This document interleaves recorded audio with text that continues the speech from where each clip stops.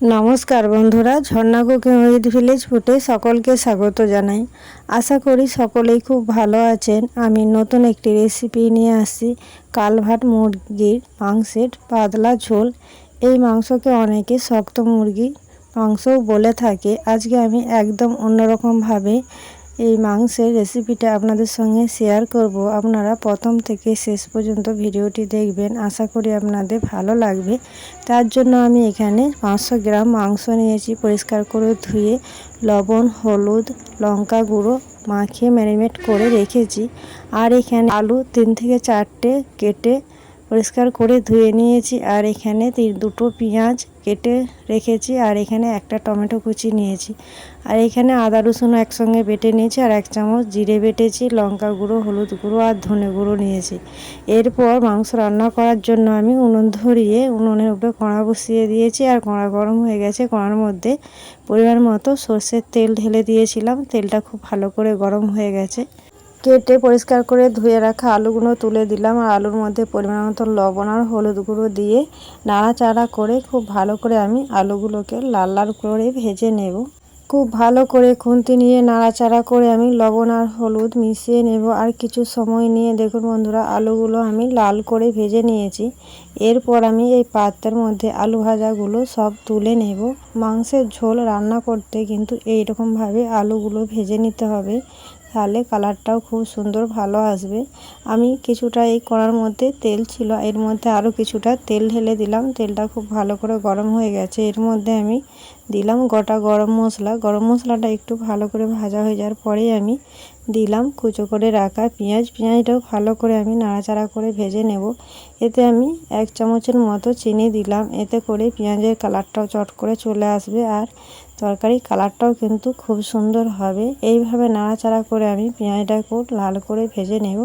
দেখুন বন্ধুরা, পেঁয়াজটা খুব ভালো করে ভেজে নিয়েছি। এরপর দিলাম আদা রসুন বাটা। আদা রসুন দিয়েও খুব ভালো করে আমি নাড়াচাড়া করে ভেজে নেব, যতক্ষণ না আদা রসুনের কাঁচা গন্ধ না যায়।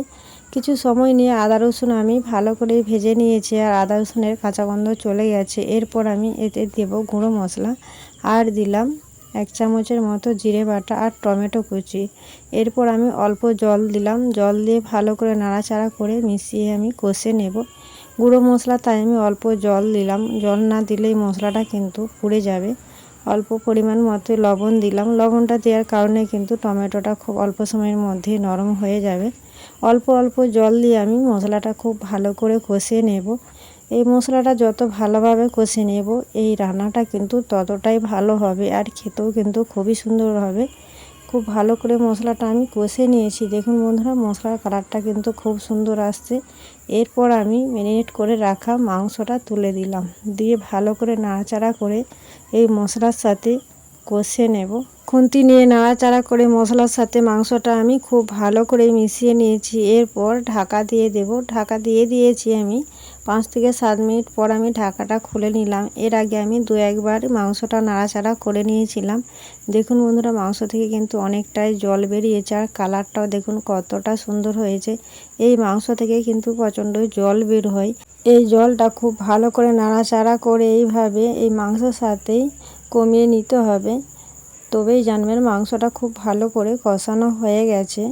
দেখুন বন্ধুরা, এইভাবে কিন্তু অনবরত নাড়াচাড়া করে যেতেই হবে, কেননা মাংসের এই মশলা কড়ার মধ্যে বসে গেলে কিন্তু খেতে ভালো লাগবে না।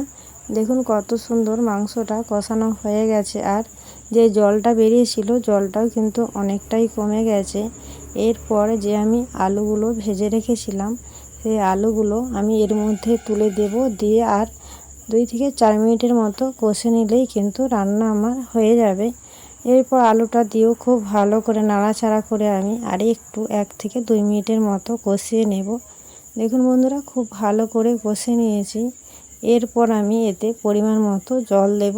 এই মাংসের মধ্যে হালকা একটু গরম জল করে নিয়েছি আমি, সেই জলটাই দিলাম। আর এই গরম জল দিলে এই মাংসের স্বাদটা কিন্তু অনেক গুণ বেড়ে যায়। পরিমাণ মতো আমি জল দিয়েছি। এরপর নাড়াচাড়া করে মিশিয়ে নেব। বন্ধুরা, আমরা কিন্তু পাতলা ঝোল খেতে ভালোবাসি, তাই কিন্তু জল আমি অনেকটাই দিয়ে ফেলেছি। আপনারা যদি ঝোল খেতে পছন্দ না করেন, তাহলে জলটা কিন্তু আপনারা বুঝে সুঝে দিবেন। এরপর নাড়াচাড়া করে খুব ভালো করে মিশিয়ে নেব।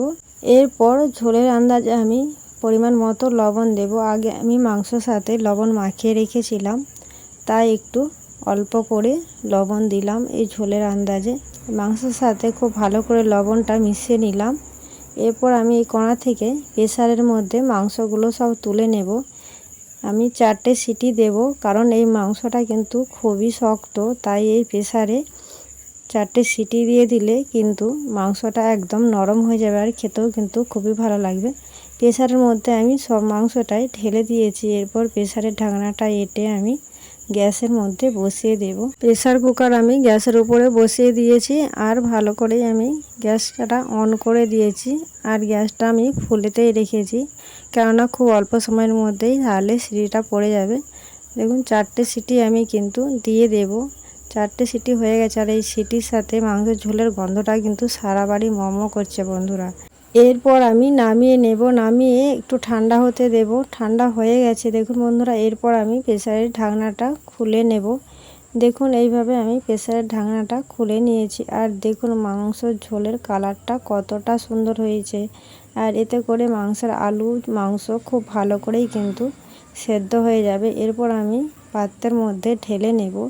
দেখুন মাংসের কালারটা এতটা সুন্দর হয়েছে তো কী বলবো। আপনাদের কেমন লাগছে আপনারা অবশ্যই কিন্তু কমেন্ট করে জানাবেন। দেখুন এইভাবে আমি এই পাত্রের মধ্যে ঢেলে নিলাম। মাংসের পাতলা ঝোল রেসিপি আমার তৈরি হয়ে গেছে। আশা করি আজকের ভিডিও আপনাদের ভালো লেগেছে। ভিডিওটি ভালো লাগলে লাইক করবেন, বন্ধুদের সঙ্গে শেয়ার করবেন। রেসিপিটি কেমন লাগলো অবশ্যই কমেন্ট করে জানাবেন।